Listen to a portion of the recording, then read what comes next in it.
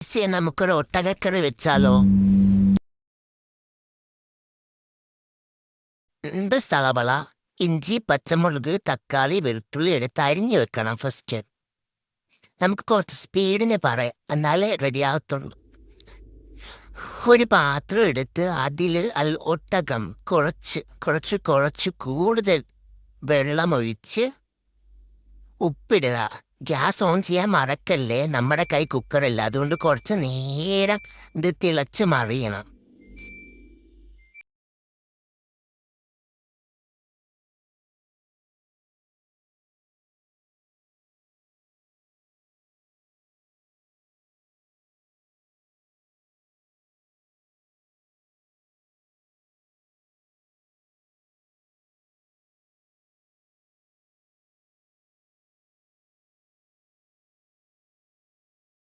തിളച്ച് മറിഞ്ഞതിന് ശേഷം നമുക്ക് ഒരു പാത്രം എടുക്കുക, അതിലിച്ചിരി എണ്ണ ഒഴിക്കുക, അതിൻ്റെ അകത്ത് വെളുത്തുള്ളി ഇടുക, ലേശം വെളുത്തുള്ളി ഇടുക, പിന്നെ ഒന്ന് വഴഞ്ഞ് വരുമ്പോൾ അതിൻ്റെ അകത്ത് ഇഞ്ചി ഇടുക. ഇഞ്ചി ഇട്ടൊന്ന് വാട്ടിക്കഴിയുമ്പം അതിൻ്റെ അകത്തിട്ട്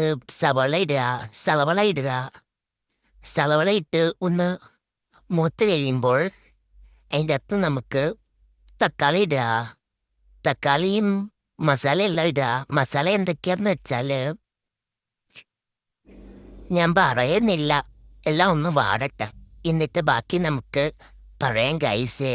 എൻ്റെ വോയിസ് കുറച്ച് സ്പീഡായിട്ട് പോകുന്നുണ്ട് ഗൈസ്. സവോള ഇപ്പം ഇടുന്നതേ ഉള്ളൂ എൻ്റെ വീഡിയോയിൽ. സവോള ഇട്ട് കുറച്ച് നേരം നമുക്ക് വഴറ്റാം. കടുവറ ഉപ്പിടുക. ഉപ്പിട്ടിട്ട് ഒന്നും കൂടി ഇളക്കുക. കുറച്ച് കൂടുതലായിട്ട് ഇളക്കിയാൽ കുഴപ്പമൊന്നുമില്ല കേട്ടോ ഗൈസേ. ഇങ്ങനെ നമ്മൾ ഇളക്കി മൂടി വെക്കുക. കുറച്ച് നേരം മൂടി വെക്കുക. മൂടി വെച്ച് കഴിയുമ്പോൾ തുറക്കുമ്പോൾ ചെറുതായിട്ട് കരിഞ്ഞൊക്കെ പോകും, സാരമില്ല. നമ്മൾ ആദ്യമായിട്ടാണ് വോയിസൊക്കെ ഇട്ട് വീഡിയോ ചെയ്യുന്നത്.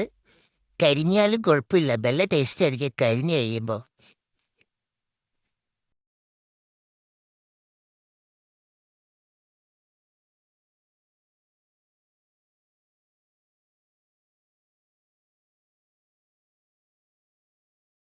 നമുക്ക് മസാല വെക്കാം. അതിൽ മഞ്ഞൾപ്പൊടി എടുക്കുക, കുറച്ച് കുരുമുളക്, മുളക് പൊടി, മസാലപ്പൊടി.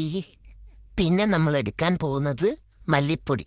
മല്ലിപ്പൊടി കുറച്ച് കൂടുതൽ വേണം. എന്നിട്ട് ഈ കരിഞ്ഞ സവോളയുടെ കൂട്ടത്തിൽ ഇതെല്ലാം കൂടിയിട്ട് ഒന്ന് നല്ലതുപോലെ മൂപ്പിക്കുക. നല്ലതുപോലെ മൂക്കണം. ആ പച്ച ചോവയൊക്കെ അങ്ങോട്ട് മാറി നല്ലതുപോലെ ഒന്ന് മൂക്കണം. മൂത്ത് കഴിയുമ്പോഴത്തേക്ക് നമുക്ക് വട്ടത്തിൽ അരിഞ്ഞ് വെച്ചിരിക്കുന്ന സവോളയല്ലോ, തക്കാളി മറന്നുപോയി വയസ്സേ, തക്കാളി എടുത്തിടുക. തക്കാളി ഇട്ടിട്ട് നല്ലതുപോലെ അതൊന്ന് ഉടയ്ക്കുന്നത് വരെ വേവണം. നല്ലപോലെ വെന്ത് കഴിയുമ്പോഴത്തേക്കും നമുക്ക് അവിടെ തിളപ്പിച്ച് വെച്ച അതിൽ നിന്ന് വെള്ളം മാറ്റാം. ഒട്ടഹാനി അങ്ങോട്ട് ഇടുക.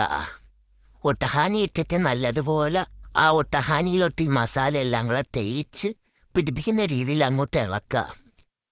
ഇളക്കി നമ്മളൊരു പരുവാകുന്നതായിരിക്കും ഗൈസ്. ഇളക്കാൻ എൻ്റെ ജീവിതം ഇനിയും ബാക്കിയായി ഗൈസേ. അങ്ങനെ നമ്മൾ ഇളക്കി കഴിഞ്ഞ് കുറച്ച് നേരം മൂടി വെക്കുക. മൂടി വെച്ച് ആ ഒരു പച്ച ചുവയൊക്കെ മാറിയാവുന്ന നേരെയാകും. നേരെയായി കഴിയുമ്പോൾ വീണ്ടും ഇളക്കുക.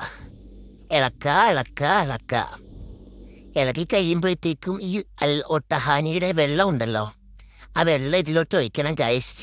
ആ വെള്ളമാണ് ഇതിൻ്റെ എല്ലാ ടേസ്റ്റും. ആ വെള്ളം ഇതിലോട്ട് ഒഴിച്ച് നമ്മൾ നല്ലതുപോലെ അങ്ങോട്ട് ഇളക്കി വീണ്ടും വെള്ളം ഒഴിച്ച് നമ്മളത് ഫുള്ള് വരട്ടിയെടുക്കണം.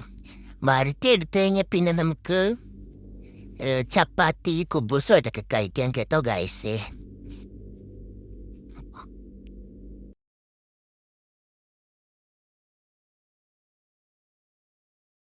ഇവിടെ ഒട്ടകക്കറി റെഡിയായി ഗൈസ്. നല്ല ടേസ്റ്റ് ആയിരുന്നു ഗൈസ്.